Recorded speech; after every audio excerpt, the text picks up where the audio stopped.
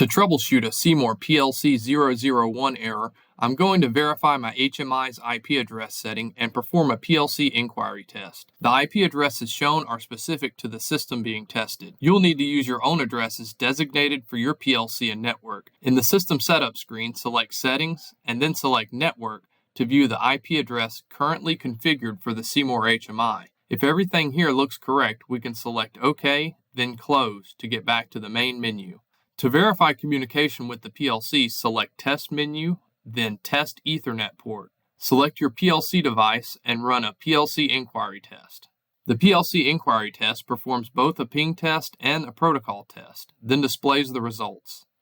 If both tests pass, the communication between the HMI and PLC is working correctly. If the ping test passes but the protocol test fails, the network connection is working, but a communication setting may be incorrect, such as the protocol, port number, or device configuration.